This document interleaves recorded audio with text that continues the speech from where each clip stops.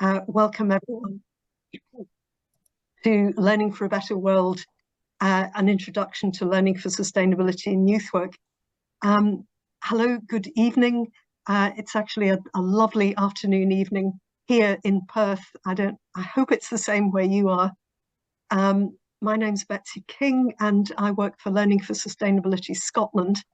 But this webinar is co-hosted with YouthLink Scotland, so it's my colleague working the slides, Kirsten Leask, and also you will see from YouthLink Scotland, Liz Green and Jill Gracie, and we also have joining us today to speak about his work in CLD Youth Services in West Lothian Council, Paul Roden.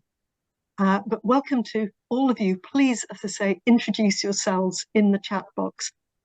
It would be great if you could mute your audio because noises do creep in, except of course when you're speaking. So there will be a chance to speak a bit later on in this session. If you have questions, feel free as we go along, put any questions, thoughts, anything that you like into the chat box as we go along.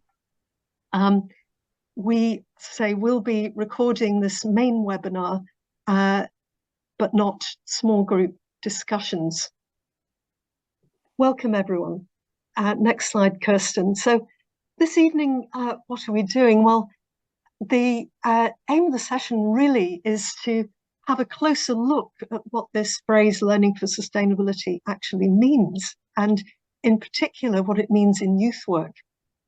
And to connect it with the priorities in Scotland at the minute, and in particular with an action plan which has come out of Scottish Government, which applies to all 3 to 18 learners, young people, and but to really look at learning for sustainability and the benefits of it, and for yourselves and also for the young people that you work with. And in doing this, we're going to be looking at a few examples of practice, but I hope through this session you're going to be sharing your own examples of what you're doing and where you're coming from, and also thinking about this in the round. Well, what can we do to take this forward for you in wherever your setting is, but also more generally for youth work in Scotland. And we'll be joined two, I can't see in the room yet, but maybe I just missed Julie Beckett, who is joining us from Education Scotland. And hello, I'm here. Oh, hi, Julie. I didn't see you, but lovely to see you here, and looking forward to hearing from you a bit later on and right through the session, of course. So this is how we're hoping the session will pan out. A brief setting the scene from Kirsten and Liz, and then looking at some examples of what it looks like in practice, and then over to you. And Julie is going to pull everything together at the end. And we're definitely hoping to be away and finished by quarter past 5 at the latest. Okay, next slide, please. And also handing over to Kirsten, who's project manager actually at Learning for Sustainability Scotland. And just a reminder to please put yourselves on mute if you're not speaking. That would be great. One thing or other, they're both dried up in the area. The grant. Thanks so much, Betsy. Yes, so what I'm going to do just for the next few minutes is really just to provide a little bit of a reminder for those of you who are already working in Learning for Sustainability, but hopefully a little bit of introduction for those of you who are just beginning your Learning for Sustainability journey about the the meanings behind it, and also where it sits in the wider policy landscape here in Scotland. So obviously, learning for sustainability, it has many names, many different ways of defining it, but it is a global phenomenon now. It's a priority across many of the European countries, for example, but also worldwide. And essentially, I'm just going to use the UNESCO definition back from 2019. It's about this idea of enabling and supporting learners of all ages to take informed decisions and responsible actions for three key areas, if you like. This idea of environmental integrity, economic viability, and a just society. And as we all know, there are many different themes and other aspects that sit under those kind of three very broad headings. But it's thinking about the present, the current, the now, the here, and the future, whilst bringing in that wonderful cultural diversity that we enjoy across the world. As I say, it's about this idea of lifelong learning. So it's as much for us as practitioners as it is for the young people that we engage with. And when we think about this idea of quality education, this absolutely has to be an integral part of it.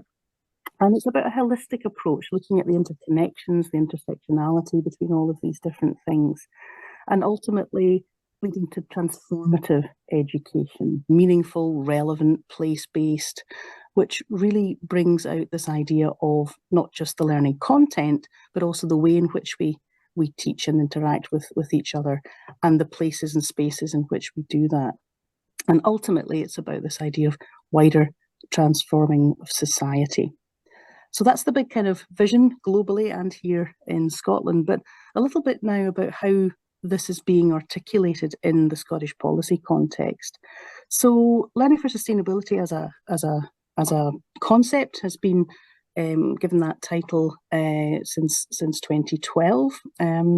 But as we all know, it brings in aspects of global citizenship, it brings in education for sustainable development, with outdoor learning as a key pedagogical approach to bring all this together. And there have been a couple of action plans since that time in Scotland, but the most recent one was published last summer in June 2023, Target 2030, a movement for people, planet and prosperity, bringing together those three key themes once again. And its ultimate aim is to build this inspiring movement for change, so that every place of education for learners aged 3 to 18 becomes a sustainable learning setting by 2030. So what does that mean, a sustainable learning setting? Well, it's about every aspect of the learning context.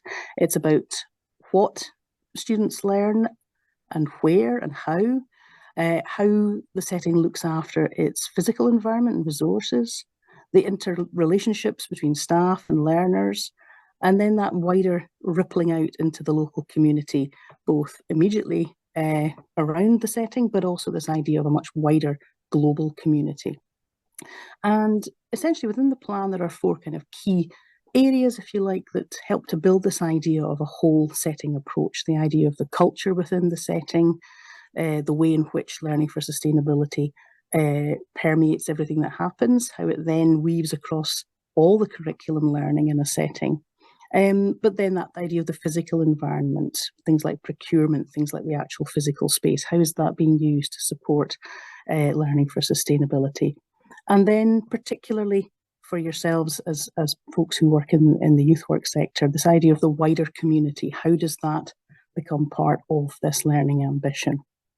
So within the plan, there's 5 kind of key themes, this idea of leadership and collaborative partnership, the idea of learning and teaching, the curriculum itself, how we measure that, how we assess, looking at the learning environment, the resources that we have, this idea of learner voice, learner choice, learner action, and then meaning and understanding. Do we all know what was meant by learning for sustainability, but what does that mean for the places in which we work? Because every place is different, the needs, the opportunities are going to be incredibly varied across the country.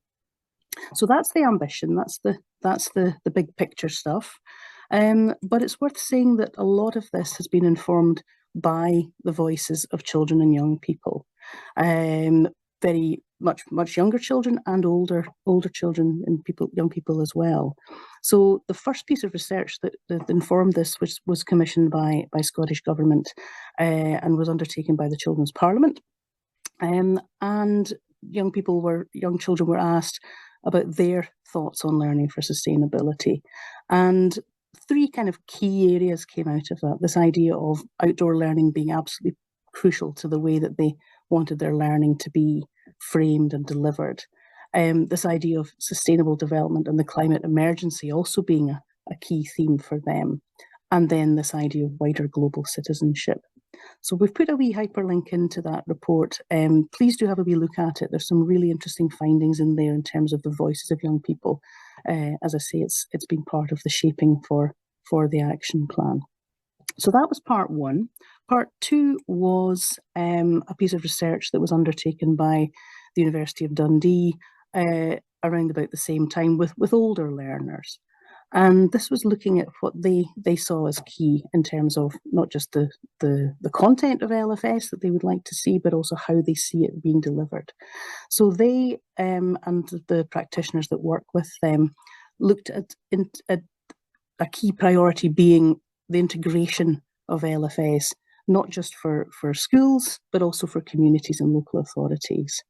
And this idea of acting through initiatives that connect those different parts of the jigsaw, that LFS is something for all young people and age groups, not just a particular group of learners or a particular age or stage. This idea of joint learning and action to exemplify that really kind of connected approach to learning for sustainability across everywhere a young person interacts with the school, the community. And this idea of social justice being absolutely crucial, this idea of understanding and celebrating diversity, but also combating discrimination wherever it's found. Some interesting political views there as well. But the final aspect was that to really bring LFS to life, there has to be a really creative approach. Outdoor learning, using the arts, focusing on health and well-being. So really looking at this as a holistic approach that takes things further than just within the setting itself. And again, we've put a wee link to that research if you want to have a look at it and find out a bit more. So that's a very whistle-stop tour of what Learning for Sustainability actually is and some of the direction of travel here in Scotland. But to try and put it in a more relevant context, I'm going to hand it over now to Liz, who's going to really drill down as to what this means for youth workers in particular. So over to you, Liz. Thanks, Kirsten. Hi, everyone. So I'm Liz Green, Workforce and Practice Manager at YouthLink Scotland. I also lead on our Learning for Sustainability work. So hopefully you'll have heard from what Kirsten said that there are a lot of parallels and connections between what Learning for Sustainability overall is trying to achieve and how it does it, and what we're sort of doing in youth work and how we go about it.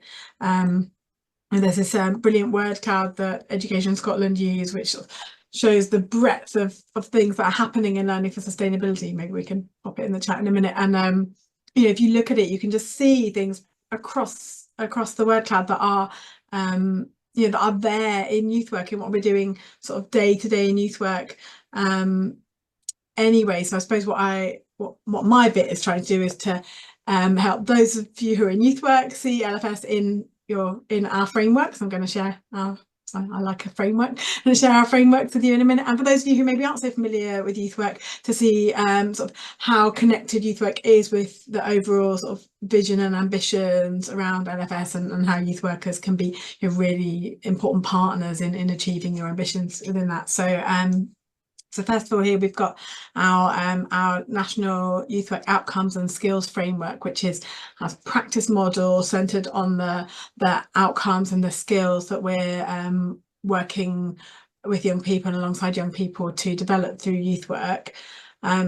I think LFS describes quite a lot of what we do, but the particular outcomes and skills I'd like to highlight are sort of outcome 6, young people grow as active citizens expressing their voice and enabling change. and outcome 7, young people broaden their perspectives through new experiences and thinking.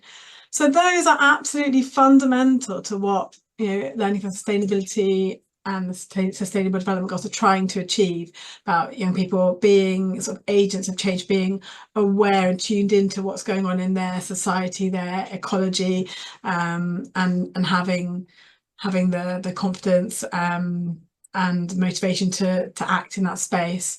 And the aligned skills with those outcomes that we look at are creating change, a key one, but also decision making, leadership, communication, organising and planning, relationships, and building confidence. And we use the outcome and skills framework in lots of different ways. We use it to understand and express what we do in youth work. We use it for planning, and we also use it for evaluation of the work that we do. And if you're not familiar, we'll put some links in and urge you to go and have a look. But one of the ways that we help, that we can use it for evaluation is around sort of indicator statements of young people developing according to the skills. So I'll just read you out some of the creating change indicator statements. You can see that these are the things we're doing with young people, sort of in and out, to what we're doing in youth work every day. So I can identify new ways of working. I can understand the principles of social justice. I can recognise how my actions impact on others locally, nationally and globally. I can take action on issues that are important to me. I can play an active role in delivering change in my community. I can engage in democratic structures. I can represent the views of young people, and I can influence decision making. I think you can see just this really strong link there between what we're trying to achieve in youth work and the goals of learning for sustainability. Could you move to the next slide, please, Kirsten? And so, as well as being sort of integral to what we're working towards alongside young people, LFS is also sort of deeply connected with our youth work values and our professional frameworks. So this is the community learning and development competent practitioner framework. And there's strong links between LFS and the values of self-determination, inclusion and empowerment. Within our code of ethics, there are areas on working with people around their social context and helping people to make change within their social context, and also equity and our commitment to drive towards a world with more equity. And then in the sort of competencies, I would highlight strong links with provide learning and development opportunities in a range of contexts and facilitate and promote community empowerment. And the final framework, before I let you hear some young people, if you wouldn't mind moving to the next slide, please, Kirsten. So we also have national occupational standards within youth work, and I've pulled out some of the standards that I think have got the strongest link with LFS. So exploring the concept of values and belief with young people, supporting them to become responsible citizens through active involvement, advocacy, helping them to recognise, realise and defend their rights, developing culture and ethos that promotes inclusion and values diversity. So that's so embedded within everything we're working towards with young people, and also how we are training to and trying to practice as youth workers, as CLD practitioners. LFS is really within the sort of nuts and bolts and the DNA of what we're trying to do. So hopefully that's not too hard a sell for you. But also I think if you're trying to show value, why would we bother doing this kind of work? Why would we add this to our work? You can see that there's there are drivers here, as well as the huge educational driver of the action plan is that that all learners should be realizing their entitlement to learning for sustainability by 2030. And as educators, youth workers, we're working with learners who also have a right to that entitlement, even if it's outside of the formal education context. So that's a big policy driver. And then you've got all of our sector frameworks as well, that there's such a strong, clear fit. So there's really good justification and support for this work. And finally, I'm going to share a short video, which is of some climate youth ambassadors. LFS isn't only about the climate, it's about social justice, it's about outdoor learning, it's about lots of different facets. And this is them sharing some of their sort of vision and ambitions, and also how they want to create opportunities for other young people and share their experiences and learning with other young people and their role in decision making.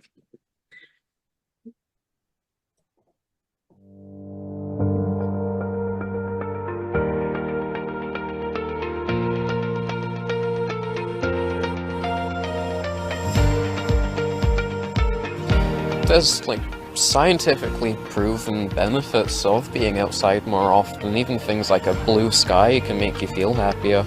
So I think having that outdoor environment is inherently a positive environment that makes people more like encouraged to learn, and it's much easier to focus in like a blue sky with open air than it is in a classroom or an office building. Plus classrooms are very, you do this way, you do that way. If you stray from that, everything's going to go wrong for you. Whereas in nature, everything's much more relaxed, even in like an open space, but not to the point where you don't learn, but to the point where you learn in a more comfortable environment.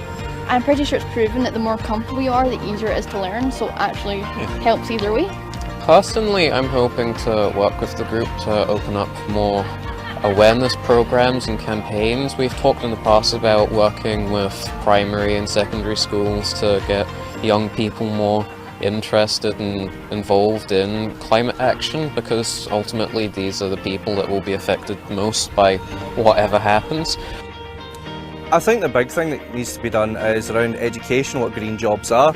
I know particularly a lot of the schools that I work in, when we talk about green jobs, it's the idea of being a farmer or something about planting. They immediately think green and they think land. And I think it's the idea of giving them education, talking about especially how STEM leads into the creation of like solar panels, wind turbines, all these new forms of energy. So putting more effort in and more knowledge to young people about actually what green jobs and green careers are, that it can build a good process. Working with schools is definitely something we want to do, just because, you know, if you're trying to solve a problem that's going to happen or affect more future generations, you want to start at the basic level for them and then sort of educate them as they grow up on the issues that will affect them in their future.